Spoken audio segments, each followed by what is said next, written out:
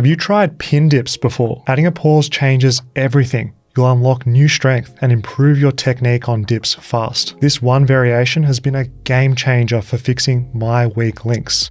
Here's why I recommend you do too. Technique inconsistency by missing that 90 degrees dip is a common problem. You see, a downside with normal dips is you don't actually spend much time at the bottom because you're bouncing out of the dip using the stretch reflex. Pause dips finally build end range strength thanks to that isometric hold at the bottom. Instead of spending minimal time in the challenge, you'll get stronger in the position where most people are weak. Collapsing at the shoulders during dips is a common issue for beginners. We see this scapula going all over the place during the exercise. So if your shoulders are creeping up towards your ears or wobbling around all over the place, you're going to lose stability and strength. Your chest, delts, and triceps can only produce real force when the scapula is locked in.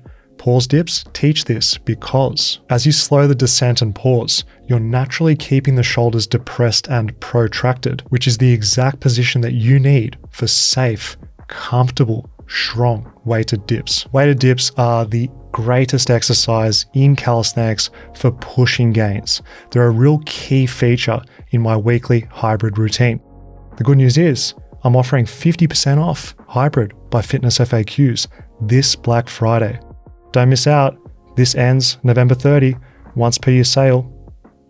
Let's get back to the video. If you want more mobility, you've got to use it or lose it. Pausing at the bottom of dips will help you get more shoulder extension mobility, so you can actually get your arms behind your body without groaning like a grandpa. With time, all of your pressing is going to feel nicer. Push-ups, bench press, and especially dips without jacking up your joints. By pausing, you're going to get more challenge out of your dips. Expect performance to drop by around 30% when you're doing the pin variation.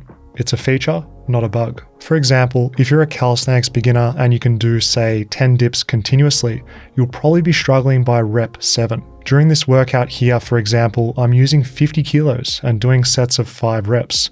When bouncing out of the bottom of my normal weighted dips, I can use 70 kilos. So I'm noticing this performance drop myself as well. Well, why is this a good thing? It's related to the fatigue and frequency of your calisthenics training. I train dips twice per week, and on the second workout, I do the pin dip variation to get more gains with less fatigue. The reason being they let me train the dip pattern hard without overloading my heaviest weights a second time.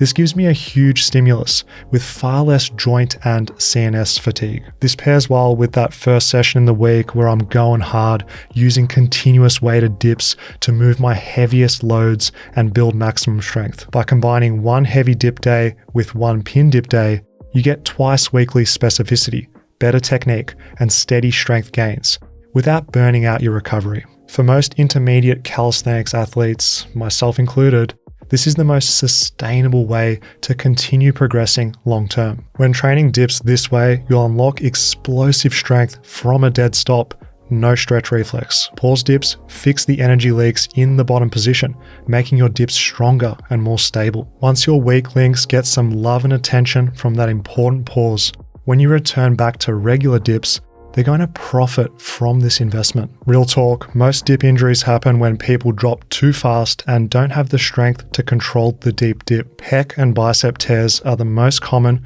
when you hit the bottom without stability, proper technique, or adequate strength. With pin dips, removing the stretch reflex, slowing down that negative, and makes it far more controlled in that risky position. It dramatically reduces the chance of anything going wrong. Over time, you're mastering your technique in that sketchy bottom position, building up strength, resilience, and bulletproofing your tendons. The good news, when you go back to your normal dips and bounce out of the bottom to lift your heavy weights or do the most reps, you're going to feel much more safe because you've actually unlocked strength in that deep ROM. And now your body can handle it thanks to the work you've put in. I've also noticed a carryover to my muscle ups, which has been a surprising benefit. The reason for this is if we look at a muscle up, when you catch the transition, you have to push out of the deep dip from a dead start. I see it so often, people who can do 10 normal dips, they really struggle with muscle ups because they can't press from that low, awkward, momentumless deep dip. Pin dips are going to give you that mobility out of that deep position so that when you get over the bar,